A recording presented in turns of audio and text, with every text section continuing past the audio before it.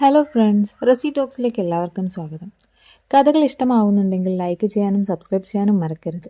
കഥയിലേക്ക് കിടക്കാം. നിങ്ങൾക്ക് ഇവിടെ നിന്നും പുറത്തു പോകണമെന്നുണ്ടോ? അരവിന്ദിന്റെ ആ ചോദ്യം കേട്ടപ്പോൾ ദേവിക കുറച്ചു നിമിഷം അവനെ തന്നെ നോക്കി നിന്നു. ഇത്രയും നേരം അവൾ കേട്ട വാക്കുകളിൽ നിന്ന് വ്യത്യസ്തമായിരുന്നു അത്. അവിടെ വന്ന ഓരോരുത്തരുടെയും കണ്ണുകളിൽ അവൾ കണ്ടിരുന്നത് ഒരേ കാര്യം മാത്രമായിരുന്നു. പക്ഷെ ഈ മനുഷ്യന്റെ കണ്ണുകളിൽ അവൾക്ക് ആദ്യമായി കരുണ തോന്നി. ഉണ്ട്. അവൾ വളരെ പതുക്കെ പറഞ്ഞു, എന്നെ ഇവിടെ നിന്ന് കൊണ്ടുപോകണം. അരവിന്ദ് ഒന്നും ചോദിച്ചില്ല. അവളുടെ അടുത്തേക്ക് കുറച്ചുകൂടി നീങ്ങി. നിങ്ങളുടെ വീട്ടുകാർക്കറിയാമോ നിങ്ങൾ ഇവിടെ ഉണ്ടെന്ന്? ദേവികയുടെ കണ്ണുകൾ വീണ്ടും നിറഞ്ഞു. ഇല്ല. അപ്പോൾ ആരെങ്കിലും നിങ്ങളെ അന്വേഷിക്കുന്നുണ്ടാകുമോ? അവൾ തല താഴ്ത്തി. ഞാൻ വീട്ടിൽ ഒരു കത്ത് എഴുതി വെച്ചിരുന്നു. എന്താണ് എഴുതിയത്? ഞാൻ ജോലി തേടി പുറത്തേക്ക് പോവുകയാണെന്നും എന്നെ അന്വേഷിച്ചു വരേണ്ടെന്നും. അരവിന്ദ് നിശബ്ദനായി. ഒരു നിമിഷം അവൾ പറഞ്ഞതിന്റെ പിന്നിലെ വേദന അവന് മനസ്സിലായി. അവൾ ആരെയോ വിശ്വസിച്ച് വീട് വിട്ടിറങ്ങി. ആ വിശ്വാസം തന്നെ അവളെ ഇവിടെ എത്തിച്ചു. നിങ്ങളെ ഇവിടെ കൊണ്ടുവന്നത് ആരാണ്? ദേവിക പറഞ്ഞു. അർജുൻ. അവൾ ആ പേര് പറയുമ്പോൾ തന്നെ അവളുടെ ശബ്ദം തകർന്നു. അവൻ എന്നെ സ്നേഹിക്കുന്നു എന്നാണ് ഞാൻ കരുതിയത്. കുറച്ചു നിമിഷം അവൾ കണ്ണുകൾ അടച്ചു. ഞാൻ അവനെ വിശ്വസിച്ചു. അരവിന്ദൻ അവളുടെ മുഖത്തേക്ക് നോക്കി. ഇനി നിങ്ങൾ അവനെക്കുറിച്ച് ചിന്തിക്കേണ്ട. അവൾ കണ്ണുകൾ ഉയർത്തി. എനിക്ക് ഇവിടെ നിന്ന് പോകാൻ കഴിയുമോ? അരവിന്ദ് ഉറച്ച ശബ്ദത്തിൽ പറഞ്ഞു. കഴിയും. അരവിന്ദ് പുറത്തേക്ക് നടന്നു. അവിടെ കാര്യങ്ങൾ നോക്കുന്ന മുതിർന്നയാളോട് സംസാരിക്കാൻ തുടങ്ങി. ആദ്യമൊന്നും അവിടെ നിന്ന് സമ്മതം ലഭിച്ചില്ല. ഇവൾ ഇപ്പോൾ ഇവിടെ വന്നതാണ്. ഇങ്ങനെ കൊണ്ടുപോകാൻ നിങ്ങൾക്ക് കഴിയില്ല. അരവിന്ദന്റെ മുഖം കടുത്തു. അവളെ ഇവിടെ നിർത്തുന്നത് അവൾക്ക് ഇഷ്ടമാണോ? അത് അവൾക്ക് ഇവിടെ നിന്ന് പോകണം. മറുപടി ഒന്നുമില്ല. അരവിന്ദ് തന്റെ ഫോൺ എടുത്തു. കുറച്ചു സമയത്തിന് ശേഷം ഒരു വലിയ തുകയുടെ കാര്യം സംസാരിച്ചു. പണം കൈമാറിയതിനു ശേഷമാണ് കാര്യങ്ങൾ മാറിയത്. ദേവികയ്ക്കൊന്നും മനസ്സിലായില്ല. അവൾ ഒരു മൂലയിൽ നിന്നുകൊണ്ട് എല്ലാം നോക്കുകയായിരുന്നു. അവൾക്ക് ഒരേ ഒരു ചിന്തയായിരുന്നു, ഇയാൾ ശരിക്കും എന്നെ ഇവിടെ നിന്ന് കൊണ്ടുപോകുമോ? കുറച്ചു കഴിഞ്ഞപ്പോൾ അരവിന്ദ് അവളുടെ അടുത്തേക്ക് വന്നു. വാ. ദേവിക അനങ്ങിയില്ല. എവിടേക്ക്? എൻ്റെ വീട്ടിലേക്ക്. അവൾ പെട്ടെന്ന് പിന്നോട്ട് മാറി. എനിക്ക് നിങ്ങളുടെ കൂടെ വരാൻ പേടിയാണ്. അരവിന്ദിന് അവളുടെ ഭയം മനസ്സിലായി. നിങ്ങൾക്ക് എന്നെ വിശ്വസിക്കേണ്ടതില്ല, അവൻ പതുക്കെ പറഞ്ഞു. പക്ഷെ ഞാൻ നിങ്ങളെ നിർബന്ധിക്കില്ല. ദേവിക അവനെ നോക്കി. എന്നെ തിരികെ ഇവിടെ കൊണ്ടുവരില്ലല്ലോ. അരവിന്ദന്റെ മുഖം വേദന തെളിഞ്ഞു. അരവിന്ദന്റെ മുഖത്തൊരു വേദന തെളിഞ്ഞു. ഒരിക്കലും. അവൾ കുറച്ചു നിമിഷം അവനെ നോക്കി നിന്നു. പിന്നെ പതുക്കെ തന്റെ ബാഗ് എടുത്തു. അരവിന്ദ് അവളുടെ ബാഗ് വാങ്ങാൻ ശ്രമിച്ചില്ല. അവൾക്ക് സ്വന്തം തീരുമാനത്തിൽ തന്നെ പുറത്തേക്ക് നടക്കണമെന്ന് അവന്റെ മനസ്സിലുണ്ടായിരുന്നു. കാറിൽ എഴുന്നിട്ടും ദേവിക ജനലിലൂടെ പുറത്തേക്ക് നോക്കിയായിരുന്നു. അവൾക്ക് വിശ്വസിക്കാൻ കഴിയുന്നില്ല. അവൾ അവിടെ നിന്ന് പുറത്താണ്. അരവിന്ദ് ഡ്രൈവ് ചെയ്യുന്നു. വളരെ നേരം ഇരുവരും മിണ്ടിയില്ല. അവസാനം അരവിന്ദ് ചോദിച്ചു, ഭക്ഷണം കഴിച്ചോ? ദേവിക തല കുലുക്കി. ഇല്ല. അവൻ അടുത്തുള്ളൊരു റെസ്റ്റോറൻറ്റിന് മുന്നിൽ കാർ നിർത്തി. വാ, എന്തെങ്കിലും കഴിക്കാം. എനിക്ക് വിശപ്പില്ല.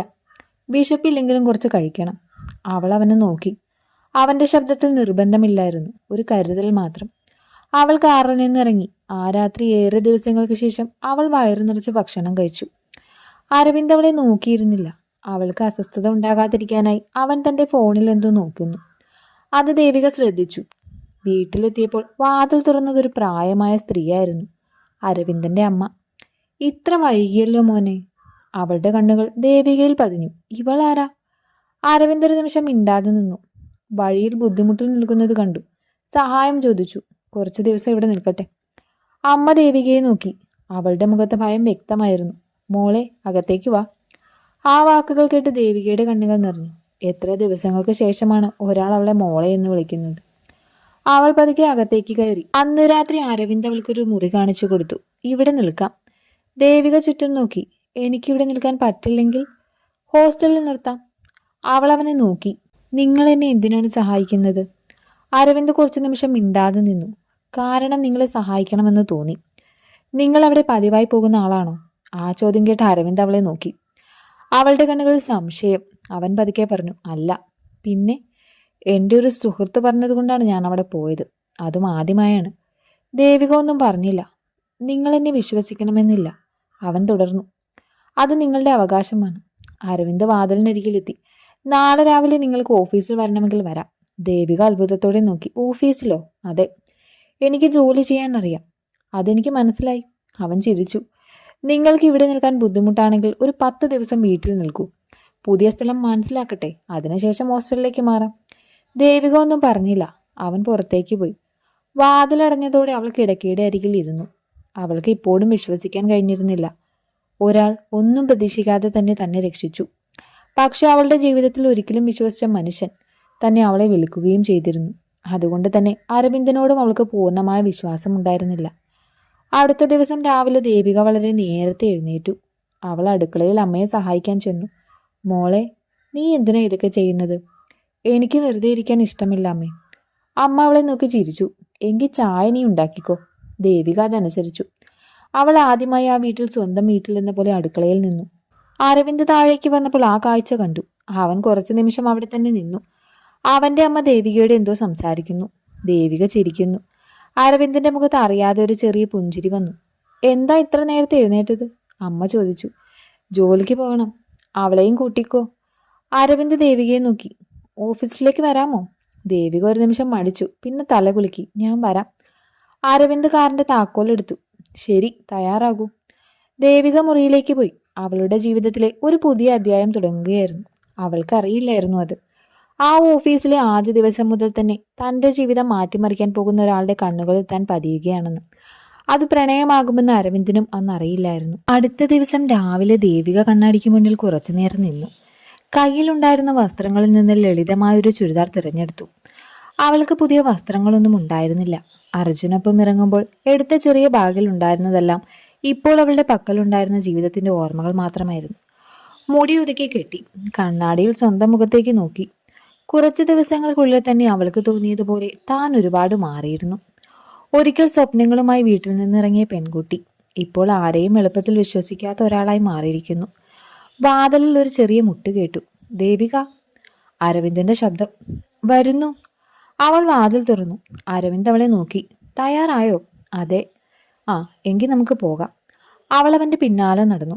കാറിൽ കയറിയ ശേഷം കുറച്ചു നേരം ഇരുവരും മിണ്ടിയില്ല. ദേവിക ജനലിലൂടെ പുറത്തേക്ക് നോക്കുകയായിരുന്നു.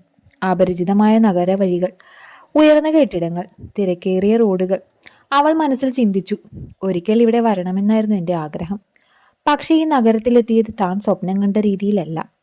അവളുടെ മുഖത്തെ ഭാവം അരവിന്ദ് ശ്രദ്ധിച്ചു. എന്താണ് ആലോചിക്കുന്നത്? അവൾ പതുക്കെ ചിരിച്ചു. ഒരിക്കൽ നഗരത്തിൽ ജോലി ചെയ്യണമെന്നായിരുന്നു എൻ്റെ വലിയ ആഗ്രഹം. അപ്പോൾ ഇപ്പോൾ അത് നടക്കുകയല്ലേ? അവൾ അവനെ നോക്കി. പക്ഷെ ഇങ്ങനെയല്ല. അരവിന്ദൊന്നും പറഞ്ഞില്ല. അവളുടെ വാക്കുകൾക്ക് പിന്നിലെ വേദന അവൻ മനസ്സിലാക്കിയിരുന്നു. ഓഫീസിലെത്തിയപ്പോൾ ദേവിക അല്പം ആശങ്കപ്പെട്ടു. വലിയ കെട്ടിടം, അകത്ത് തിരക്കിൽ നടക്കുന്ന ആളുകൾ, കമ്പ്യൂട്ടറുകൾ, മീറ്റിംഗ് റൂമുകൾ, ഓരോരുത്തരും സ്വന്തം ജോലിയിൽ മുഴുകിയിരുന്നു. അവൾ പതുക്കെ അരവിന്ദിന്റെ പിന്നാലെ നടന്നു. അവൻ തന്റെ ക്യാബിനിലെത്തി. ഇരിക്കൂ. ദേവിക അവിടെ ഇരുന്നു. അരവിന്ദ് അവളുടെ മുന്നിൽ ഒരു ഫയൽ വെച്ചു. ഇതൊന്ന് നോക്കൂ. അവൾ ഫയൽ തുറന്നു. ഇതിലെ വിവരങ്ങൾ കമ്പ്യൂട്ടറിൽ ടൈപ്പ് ചെയ്ത് ക്രമപ്പെടുത്തണം. ശരി. ഇത് നിങ്ങൾക്ക് ബുദ്ധിമുട്ടാണെങ്കിൽ മറ്റൊരു ജോലി തരാം. ദേവിക ഫയലിൽ നിന്ന് കണ്ണുയർത്തിയില്ല. എനിക്കിത് പറ്റും. അരവിന്ദിന്റെ ചുണ്ടിൽ ഒരു ചെറിയ ചിരി. അവൻ തന്റെ ജോലികളിലേക്ക് തിരിഞ്ഞു. ആദ്യത്തെ 1 മണിക്കൂർ ദേവിക വളരെ ശ്രദ്ധയോടെ ജോലി ചെയ്തു. ഒരു ജീവനക്കാരൻ അവളുടെ അടുത്തേക്ക് വന്നു. നിങ്ങൾ പുതിയ ആളാണോ? അതെ. സാറിന്റെ പരിചയക്കാരിയാണോ? ദേവിക ഒന്നും പറയുന്നതിന് മുൻപ് അരവിന്ദിന്റെ ശബ്ദം കേട്ടു. അവൾ ഇവിടെ ജോലിക്കായി വന്നിരിക്കുന്നതാണ്. അവൻ ആ ജീവനക്കാരനെ നോക്കി. മറ്റെന്തെങ്കിലും അറിയേണ്ട ആവശ്യമുണ്ടോ? ഇല്ല സർ. അയാൾ ഉടൻ തന്നെ പോയി. ദേവിക അരവിന്ദനും തന്നെ നോക്കി നിന്നു. അവനൊന്നും സംഭവിച്ചിട്ടില്ലെന്ന പോലെ വീണ്ടും തന്റെ ജോലിയിൽ മുഴുകി. ആ ചെറിയ സംഭവം പോലും അവളുടെ മനസ്സിൽ പതിഞ്ഞു. ഉച്ചയോടെ അരവിന്ദ് അവളെ വിളിച്ചു. ദേവിക, ഭക്ഷണം കഴിച്ചോ? ഇല്ല. അതെന്താ? ജോലി തീർക്കണമെന്ന് തോന്നി. അവൻ അവളെ നോക്കി. ജോലി തീർക്കാൻ വേണ്ടി ഭക്ഷണം ഒഴിവാക്കണ്ട. അവളൊന്നും പറഞ്ഞില്ല. അവൻ എഴുന്നേറ്റു. വരൂ. എവിടേക്കാണ് സർ? ഭക്ഷണം കഴിക്കാൻ. ഞാനിവിടെ തന്നെ കഴിച്ചോളാം. ഞാനും ഇവിടെ തന്നെ കഴിക്കും. അവൻ പുറത്തേക്ക് നടന്നു. ദേവിക്ക് പിന്നാലെ പോകേണ്ടി വന്നു. ആദ്യമായൊരു ഓഫീസിൽ ജോലി ചെയ്യുന്ന ഒരാളുടെ പോലെ അവൾ അവൻ്റെ കൂടെ ഭക്ഷണം കഴിച്ചു. അവൾ വളരെ കുറച്ചു മാത്രമാണ് കഴിച്ചത്. ഇത്രയോ? അരവിന്ദ് ചോദിച്ചു. മതി സർ. അവൾ അവനെ നോക്കി. എന്തിനാണ് നിങ്ങൾ ഇത്രയും ശ്രദ്ധിക്കുന്നത്? അരവിന്ദ് കുറച്ചു നേരം മിണ്ടാതെ നിന്നു. നിങ്ങളിവിടെ ജോലി ചെയ്യുന്ന ആളാണ്, അത്രമാത്രം. ദേവിക ഒരു ചെറിയ പുഞ്ചിരി. ദിവസങ്ങൾ പതുക്കെ കടന്നു. ആദ്യ ദിവസം ഭയത്തോടെ ഓഫീസിലെത്തിയ ദേവിക 5-ാം ദിവസം ആത്മവിശ്വാസത്തോടെ ഫയലുകൾ കൈകാര്യം ചെയ്യാൻ തുടങ്ങി. അവൾക്ക് ജോലി വേഗത്തിൽ പഠിക്കാനായി. ഒരിക്കൽ അരവിന്ദ് കൊടുത്ത ഒരു ഫയലിൽ വലിയൊരു പിശക് അവൾ കണ്ടെത്തി. സർ, എന്താ? ഇതിൽ ഈ കണക്കിൽ തെറ്റുണ്ട്. അരവിന്ദ് ഫയൽ വാങ്ങി നോക്കി. അവൻ കുറച്ചു നിമിഷം മിണ്ടാതെ നിന്നു. ശരിയാണ്. ദേവിയയ്ക്ക് ചെറിയൊരു സന്തോഷം തോന്നി. ഞാൻ ശരിയാക്കി. നല്ലത്. അവൻ അവളെ നോക്കി. നിങ്ങൾക്ക് അക്കൗണ്ട്സ് അറിയാമോ? കുറച്ചൊക്കെ. എങ്കിൽ നാളെ മുതൽ ഈ വിഭാഗത്തിലെ ചില ജോലികൾ കൂടി നോക്കാം. ശരി സർ. അവൾ പുഞ്ചിരിച്ചു. അവളുടെ ആ ചിരി കണ്ടപ്പോൾ അരവിന്ദന്റെ മുഖത്തും അറിയാതെ ഒരു സന്തോഷം. വീട്ടിലും ദേവിക പതുക്കെ മാറുകയായിരുന്നു. അരവിന്ദന്റെ അമ്മയോടൊപ്പം അവൾ അടുക്കളയിൽ സമയം ചെലവഴിച്ചു. അമ്മയുടെ മരുന്നുകൾ സമയത്ത് കൊടുക്കും, ഭക്ഷണം തയ്യാറാക്കാൻ സഹായിക്കും, അമ്മയുടെ കാലിൽ എണ്ണ തേച്ചു കൊടുക്കും. ഒരു ദിവസം അമ്മ പറഞ്ഞു, മോളെ, നീ വന്നതിന് ശേഷം ഈ വീട്ടിലൊരു ജീവൻ വന്നതുപോലെ തോന്നുന്നു. ദേവികയുടെ കണ്ണുകൾ നിറഞ്ഞു. ഞാനൊന്നും ചെയ്തിട്ടില്ല അമ്മേ. ചെയ്തിട്ടുണ്ട്. അമ്മ അവളുടെ കൈ പിടിച്ചു. ഒരുപാട്. ദേവിക തല അമ്മയുടെ തോളിൽ ചായച്ചു. അവൾക്ക് തന്റെ സ്വന്തം അമ്മയെ ഓർമ്മ വന്നു. ആ രാത്രി അവൾ മുറിയിൽ ഒറ്റയ്ക്കിരുന്ന് കരഞ്ഞു. പക്ഷെ ഈ തവണ കണ്ണുനീരിൽ പഴയ നിസ്സഹായത മാത്രം ഉണ്ടായിരുന്നില്ല. ഒരിടത്തൊരു ചെറിയ ആശ്വാസവും ഉണ്ടായിരുന്നു. അരവിന്ദൻ ദേവിയെ ശ്രദ്ധിക്കാൻ തുടങ്ങിയിരുന്നു. അവൾ ഓഫീസിൽ ഇല്ലാത്ത ദിവസം അവന് എന്തോ കുറവ് പോലെ തോന്നി. രാവിലെ അവൾ ചായയുമായി അമ്മയുടെ അടുത്ത് നിൽക്കുന്നുണ്ടെങ്കിൽ വീട് ശൂന്യമായി തോന്നും. ഓഫീസിൽ അവളുടെ ശബ്ദം കേൾക്കാത്തപ്പോൾ അവൻ അറിയാതെ അവളുടെ ഡെസ്കിലേക്ക് നോക്കും. ഒരു ദിവസം അവന്റെ സുഹൃത്ത് ഓഫീസിലെത്തി. ദേവിക ഒരു ഫയലുമായി പുറത്തേക്ക് പോകുന്നത് കണ്ടു. ഇവൾ ആരാ? അരവിന്ദ് പതിവ് പോലെ പറഞ്ഞു. ഓഫീസിൽ ജോലി ചെയ്യുന്നു. സുഹൃത്ത് ചിരിച്ചു. ജോലി ചെയ്യുന്ന ഒരാളെ നോക്കുമ്പോൾ ഇത്രയും ശ്രദ്ധ വേണമോ? അരവിന്ദ് കുനിഞ്ഞു ഫയൽ നോക്കി. എന്താണ് പറയുന്നത്? ഒന്നുമില്ല. സുഹൃത്ത് ചിരിച്ചുകൊണ്ട് പുറത്തേക്ക് പോയി. അരവിന്ദ് കുറച്ചുനേരം മിണ്ടാതെ ഇരുന്നു. പിന്നെ തന്റെ മനസ്സിനോട് തന്നെ ചോദിച്ചു, എന്തുകൊണ്ടാണ് അവളില്ലാത്തപ്പോൾ എനിക്ക് അവളെ അന്വേഷിക്കാൻ തോന്നുന്നത്? അവന് മറുപടി കിട്ടിയില്ല. അന്ന് വൈകുന്നേരം മഴ പെയ്തു. ഓഫീസിൽ എല്ലാവരും പോയിരുന്നു. ദേവിക മാത്രം ഒരു ഫയൽ പൂർത്തിയാക്കുകയായിരുന്നു. അരവിന്ദ് ക്യാബിനിൽ നിന്ന് പുറത്തു വന്നു. ഇനിയും പോയില്ലേ? ഈ ഫയലൊന്ന് തീർക്കട്ടെ സർ. നാളെ ചെയ്താൽ മതി. ഇന്ന് തന്നെ തീർക്കണം. അവൻ അവളെ നോക്കി. നിങ്ങൾ വളരെ പിടിവാശിയാണല്ലോ. അവൾ ചിരിച്ചു. ജോലി കിട്ടിയിട്ട് കുറച്ച് ദിവസമേ ആയുള്ളൂ. നന്നായി ചെയ്യണം. അരവിന്ദ് ഒന്നും പറഞ്ഞില്ല. അവൾ വീണ്ടും ഫയലിലേക്ക് നോക്കി. അവളുടെ മുഖത്ത് ആ പഴയ ഭയം ഇല്ലായിരുന്നു. പക്ഷെ സ്വന്തം ജീവിതം തിരികെ പിടിക്കാനുള്ള ഒരു ശക്തി. അത് കണ്ടപ്പോൾ അരവിന്ദ് പറഞ്ഞു, ഈ പെൺകുട്ടി തകർന്നു പോയിട്ടില്ല. അവൾ വീണ്ടും സ്വയം പണിയുകയാണ്. ആ നിമിഷം മുതൽ അവളോടുള്ള അരവിന്ദിന്റെ കരുതലിന് മറ്റൊരർത്ഥം പതുക്കെ ലഭിക്കാൻ തുടങ്ങി. അവൻ തന്നെ അറിയാതെ അവൾ അവന്റെ മനസ്സിലൊരു സ്ഥാനം നേടിയിരുന്നു. അരവിന്ദന്റെ വീട്ടിലെത്തിയിട്ട് 10 ദിവസം പൂർത്തിയാകാൻ പോവുകയായിരുന്നു ദേവിക. ആദ്യ ദിവസം അവൾ ആ വീട്ടിൽ കയറിയപ്പോൾ മനസ്സിലുണ്ടായിരുന്നത് ഒരേ ഒരു ചിന്ത, എപ്പോൾ ഇവിടെ നിന്ന് മാറാം ഹോസ്റ്റലിലേക്ക്. അപരിചിതമായ വീട്, അപരിചിതനായ മനുഷ്യൻ, ഒരു അപരിചിതമായ നഗരവും. അവൾക്ക് ആരെയും പൂർണ്ണമായി വിശ്വസിക്കാൻ കഴിയാത്ത അവസ്ഥ. പക്ഷെ 10 ദിവസങ്ങൾക്കുള്ളിൽ അവളുടെ മനസ്സിൽ എന്തോ മാറി തുടങ്ങി. അത് അവൾ പോലും അറിഞ്ഞിരുന്നില്ല. രാവിലെ പതിവ് പോലെ ദേവിക നേരത്തെ എഴുന്നേറ്റു. അടുക്കളയിൽ ചെന്ന് നോക്കിയപ്പോൾ അരവിന്ദിന്റെ അമ്മ ഇതിനകം തന്നെ അവിടെ ഉണ്ടായിരുന്നു. മോളെ, നീ എന്തിനാ ഇത്ര നേരത്തെ എഴുന്നേറ്റത്? അമ്മയേക്കാൾ വൈകി എഴുന്നേൽക്കാൻ എനിക്ക് ഇഷ്ടമല്ല അമ്മ. അമ്മ ചിരിച്ചു. എന്നേക്കാൾ നേരത്തെ എഴുന്നേറ്റ് എന്നെ തോൽപ്പിക്കാനാണോ? ദേവികയും. അല്ല അമ്മേ. അവൾ ചായ ഉണ്ടാക്കാൻ തുടങ്ങി. അമ്മ കുറച്ചു നേരം അവളെ നോക്കി നിന്നു. ദേവിക, നിനക്കിവിടെ ബുദ്ധിമുട്ടുണ്ടോ? അവളുടെ കൈ ഒരു നിമിഷം നിശ്ചലമായി. ഇല്ല. സത്യമായിട്ടുമില്ല. ദേവിക പതുക്കെ തലകുലുക്കി. ഇല്ല അമ്മേ. അമ്മ അവളുടെ അടുത്തേക്ക് വന്നു. അപ്പോൾ ഹോസ്റ്റലിലേക്ക് മാറാനുള്ള കാര്യം എന്തായി? ദേവിക കുറച്ചു നേരം മിണ്ടാതെ നിന്നു. അറിയില്ല. ഇനി മാറാൻ തോന്നുന്നില്ലേ? അവളൊരു ചെറിയ പുഞ്ചിരിയോടെ പറഞ്ഞു. അമ്മയ്ക്ക് ബുദ്ധിമുട്ടാകുമോ എന്ന് പേടിയുണ്ട്. അമ്മ ഉടൻ അവളുടെ കയ്യിൽ പിടിച്ചു. എനിക്ക് ബുദ്ധിമുട്ടൊന്നുമില്ല മോളെ. ദേവികയുടെ കണ്ണുകൾ നിറഞ്ഞു. അമ്മ, എന്താ? എനിക്ക് ഒരുപാട് നാളുകൾക്ക് ശേഷം ആരെങ്കിലും സ്വന്തം ആളെ പോലെ സംസാരിക്കുന്നത് പോലെ തോന്നുന്നു. അമ്മ അവളെ ചേർത്ത് പിടിച്ചു. എങ്കിലിനി അന്യാണെന്ന് നീ കരുതണ്ട. ദേവികയുടെ കണ്ണുകളിൽ നിന്ന് കണ്ണുനീരൊഴുകി. അന്ന് വൈകുന്നേരം അരവിന്ദ് ഓഫീസിൽ നിന്ന് വീട്ടിലെത്തിയപ്പോൾ അമ്മ അവനെ വിളിച്ചു. അരവിന്ദേ. എന്താ അമ്മേ? ദേവിക ഇവിടെ തന്നെ നിൽക്കട്ടെ. അരവിന്ദ് ഒരു നിമിഷം ദേവികയെ നോക്കി. അവൾ അടുക്കളയിൽ എന്തോ ചെയ്യുകയായിരുന്നു. അവൾക്ക് ഹോസ്റ്റലിൽ നിൽക്കാനാണ് താല്പര്യം. ഇപ്പോൾ അവൾക്ക് മാറാൻ താല്പര്യമില്ല, അമ്മ പറഞ്ഞു. അരവിന്ദ് അത് കേട്ടതും ഒന്നും പറഞ്ഞില്ല. എനിക്കൊരു മകളെ കിട്ടിയതുപോലെ തോന്നുന്നു. അവൻ ദേവികയെ വീണ്ടും നോക്കി. അവൾ ആ സമയം അമ്മയെ നോക്കി ചിരിക്കുന്നു. അരവിന്ദിന്റെ മുഖത്തും അറിയാതെ ഒരു പുഞ്ചിരി വന്നു. അടുത്ത ദിവസം ഓഫീസിൽ ദേവികയ്ക്ക് പുതിയ ഉത്തരവാദിത്തം കിട്ടി. അവൾക്ക് ജോലി കൂടുതൽ ഇഷ്ടമാവുകയും ചെയ്തു. കണക്കുകൾ പരിശോധിക്കൽ, രേഖകൾ ക്രമപ്പെടുത്തൽ, കംപ്ലൈന്റുകൾ ഉള്ള വിവരങ്ങൾ കൈകാര്യം ചെയ്യുക, എല്ലാം വളരെ ശ്രദ്ധയോടെ ചെയ്തു. അരവിന്ദന് അവളുടെ കഴിവ് ഓരോ ദിവസവും കൂടുതൽ മനസ്സിലായി. ഒരു ദിവസം ഒരു പ്രധാന ഫയൽ അവൻ അവളുടെ കയ്യിൽ നൽകി. ഇതിന്ന് വൈകുന്നേരത്തിനുള്ളിൽ പരിശോധിക്കണം. ശരി, തെറ്റൊന്നും വരുത്തരുത്. ഇത് വളരെ പ്രധാനപ്പെട്ടതാണ്. ദേവിക അവനെ നോക്കി. നിങ്ങൾക്ക് എന്നെ വിശ്വാസമുണ്ടോ? അരവിന്ദ് ഒരു നിമിഷം മിണ്ടാതെ നിന്നു. ഉണ്ട്. അവൾ ചിരിച്ചു. അപ്പോൾ ഞാൻ തെറ്റിക്കില്ല. അവൻ തിരിഞ്ഞു നടന്നു. പക്ഷെ ആ ചെറിയ സംഭാഷണം അവന്റെ മനസ്സിൽ ഏറെ നേരം നിന്നു. അന്നു വൈകുന്നേരം ദേവിക ഫയൽ പൂർത്തിയാക്കി അരവിന്ദന്റെ ക്യാബിനിലെത്തി. സാർ, അവൻ കമ്പ്യൂട്ടറിൽ നിന്ന് കണ്ണുയർത്തി. കഴിഞ്ഞോ? അതെ. അവൾ ഫയലുകൾ നൽകി. അരവിന്ദ് അത് പരിശോധിക്കുകയും ചെയ്തു. തെറ്റുകളൊന്നുമില്ല. നല്ല ജോലി. ദേവികയുടെ മുഖത്തും സന്തോഷം.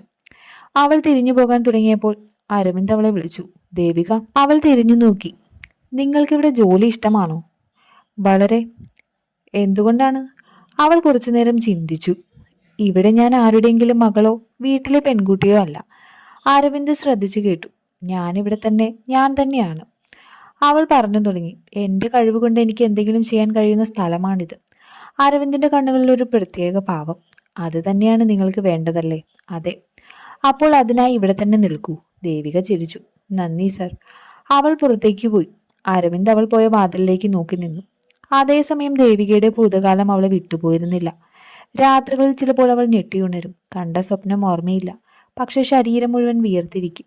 അന്ന് അത്തരമൊരു രാത്രിയായിരുന്നു. ദേവിക പെട്ടെന്ന് ഉണർന്നു. ശ്വാസം വേഗത്തിലായി.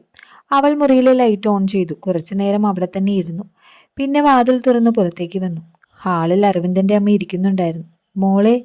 ദേവിക ഒന്നും പറഞ്ഞില്ല. അമ്മ അവളുടെ മുഖം നോക്കി. എന്തു പറ്റി? ഒന്നുമില്ല അമ്മേ. നിനക്ക് കരച്ചിൽ വരുന്നുണ്ടല്ലോ. ദേവിക കണ്ണുകൾ തുടച്ചു. ഒരു സ്വപ്നം കണ്ടു. അമ്മ അവളുടെ അടുത്തേക്ക് വന്നു. വാ. അവൾ ദേവികയെ തന്റെ അരികിൽ ഇരുത്തി. എന്താണ് കണ്ടത്? ദേവിക കുറച്ചു നേരം മിണ്ടാതെയിരുന്നു. പിന്നെ പതുക്കെ പറഞ്ഞു. എന്നെ വിശ്വസിച്ച് ഒരാൾ എന്നെ വഞ്ചിച്ചതാണ് കണ്ടത്. അമ്മ അവളുടെ കൈ മുറുകെ പിടിച്ചു. നിനക്ക് സംഭവിച്ചതെല്ലാം എനിക്ക് പറയണമെന്നില്ല. ദേവിക അമ്മയെ നോക്കി. പക്ഷെ ഒരിക്കൽ പറയണമെന്ന് തോന്നിയാൽ നിനക്കത് പറയാം. അവളുടെ കണ്ണുകൾ നിറഞ്ഞു. അമ്മ എന്നെ വെറുക്കില്ലേ? അമ്മ ഞെട്ടി. എന്തിനാണ് ഞാൻ നിന്നെ വെറുക്കുന്നത്? ദേവിക ഒന്നും പറഞ്ഞില്ല. അമ്മ അവളുടെ തലയിൽ കൈവച്ചു. നിനക്ക് സംഭവിച്ചതുകൊണ്ട് നിന്റെ വില കുറയില്ല മോളെ. ആ വാക്കുകൾ ദേവികയുടെ ഹൃദയത്തിൽ ആഴത്തിൽ പതിഞ്ഞു. അടുത്ത ദിവസം രാവിലെ അരവിന്ദ് അമ്മയോട് ചോദിച്ചു. അമ്മേ, ഇന്നലെ ദേവികയ്ക്ക് എന്തു പറ്റി? അമ്മ കുറച്ചു നേരം മിണ്ടാതെ നിന്നു. അവൾക്ക് ചില പഴയ വേദനകളുണ്ട്. എന്തു വേദന? അവൾ തന്നെ പറയുമ്പോൾ അത് കേൾക്കാം. അരവിന്ദ് വീണ്ടും ഒന്നും ചോദിച്ചില്ല. പക്ഷെ അവന്റെ മനസ്സിൽ ദേവികയെക്കുറിച്ചുള്ള കരുതൽ കൂടുതൽ ശക്തമായി. അന്ന് ഓഫീസിൽ ദേവിക വളരെ ശാന്തയായിരുന്നു. അരവിന്ദും അത് ശ്രദ്ധിച്ചു. ദേവിക. എന്താ സർ? എല്ലാം ശരിയാണോ? അതെ. ഉറപ്പാണോ? അവൾ അവനെ ഒന്ന് നോക്കി. എനിക്ക് ചിലപ്പോൾ പഴയ കാര്യങ്ങൾ ഓർമ്മ വരും. അരവിന്ദ് ഒന്നും പറഞ്ഞില്ല. പക്ഷെ ഞാൻ അതിൽ നിന്ന് പുറത്തു വരാൻ ശ്രമിക്കുകയാണ് സർ. അവൻ പതുക്കെ പറഞ്ഞു. നിങ്ങൾക്ക് അതിനുള്ള സമയമെടുക്കാം. ദേവിക അവനെ നോക്കി. എനിക്ക് വേണ്ടി ഇത്രയും ചിന്തിക്കേണ്ടതില്ല. അരവിന്ദ് ചെറിയൊരു പുഞ്ചിരിയോടെ പറഞ്ഞു. ഞാൻ ചിന്തിക്കുന്നതിനെ കുറിച്ച് നിങ്ങൾക്ക് തീരുമാനിക്കേണ്ട ആവശ്യമില്ല. അവൾ ആദ്യമായി അവന്റെ മുന്നിൽ മനസ്സ് തുറന്നു ചിരിച്ചു. ദിവസങ്ങൾ വീണ്ടും കടന്നുപോയി. ദേവികയുടെ ജീവിതം പതുക്കെ സാധാരണ നിലയിലേക്ക് വരികയായിരുന്നു. രാവിലെ ഓഫീസിലേക്ക് പോകും. വൈകുന്നേരം വീട്ടിലെത്തും. അമ്മയോടൊപ്പം സംസാരിക്കും. അവളുടെ മുറിയിൽ പുസ്തകങ്ങൾ കൂടി. സ്വന്തം ശമ്പളത്തിൽ ആദ്യമായി ഒരു പുതിയ വസ്ത്രം വാങ്ങി. അത് വീട്ടിലെത്തിച്ച് അമ്മയെ കാണിച്ചു. അമ്മേ, എങ്ങനെയുണ്ട്? അമ്മ അത് കണ്ടതും നിനക്ക് വളരെ നന്നായി ചേരുന്നുണ്ട് മോളെ. അരവിന്ദ് അത് കണ്ടുകൊണ്ടുവന്നു. അവൻ വസ്ത്രത്തിലേക്ക് നോക്കി. നന്നായിട്ടുണ്ട്. ദേവിക അവനെ നോക്കിക്കൊണ്ട്. സത്യമായിട്ടാണോ? അതെ. നിങ്ങൾക്ക് ഇഷ്ടപ്പെട്ടോ? അരവിന്ദ് ഒരു നിമിഷം മിണ്ടാതെ നിന്നു. നിങ്ങൾക്ക് ഇഷ്ടപ്പെട്ടാൽ മതി. അവൻ മുകളിലേക്ക് പോയി. ദേവിക അവനെ നോക്കിക്കൊണ്ട് പറഞ്ഞു. അമ്മ ചിരിക്കുകയും ചെയ്തു. എന്താ മോളെ? ഒന്നുമില്ല അമ്മേ. പക്ഷെ അവളുടെ മുഖത്ത് എന്തോ ഒരു പുതിയ ഭാവമുണ്ടായിരുന്നു. അത് അമ്മ ശ്രദ്ധിച്ചു. ആ രാത്രി അമ്മ അരവിന്ദനെ വിളിച്ചു. മോനെ. എന്താ അമ്മേ? ഒരു കാര്യം ചോദിക്കട്ടെ? ചോദിക്ക്. ദേവികയെ കുറിച്ച് നിനക്ക് എന്താണ് തോന്നുന്നത്? അരവിന്ദ് ഞെട്ടി. എന്തു തോന്നാൻ? അമ്മ ചിരിച്ചു. നീ ഇത്രയും വർഷം ഒരു പെൺകുട്ടിയെയും വീട്ടിലേക്ക് കൊണ്ടുവന്നിട്ടില്ല. അവൻ മിണ്ടാതെ നിന്നു. പക്ഷെ ഇവൾ വന്നിട്ട് നീ മാറിയിട്ടുണ്ട്. അരവിന്ദ് തല താഴ്ത്തി. അമ്മ പതുക്കെ പറഞ്ഞു. മോനെ, ചില മനുഷ്യർ നമ്മുടെ ജീവിതത്തിലേക്ക് വരുന്നത് യാദൃച്ഛികമായല്ല. അരവിന്ദ് ഒന്നും പറഞ്ഞില്ല. പക്ഷെ ആ രാത്രി കിടക്കയിൽ കിടന്നപ്പോഴും അമ്മയുടെ വാക്കുകൾ അവന്റെ മനസ്സിൽ മുഴങ്ങിക്കൊണ്ടേയിരുന്നു. അവൻ ആദ്യമായി സ്വയം സമ്മതിക്കാൻ തുടങ്ങി. ദേവിക തനിക്ക് വെറുമൊരു ജീവനക്കാരിയല്ല. അവൾ പതുക്കെ തന്റെ ജീവിതത്തിന്റെ ഭാഗമാവുകയാണെന്ന്.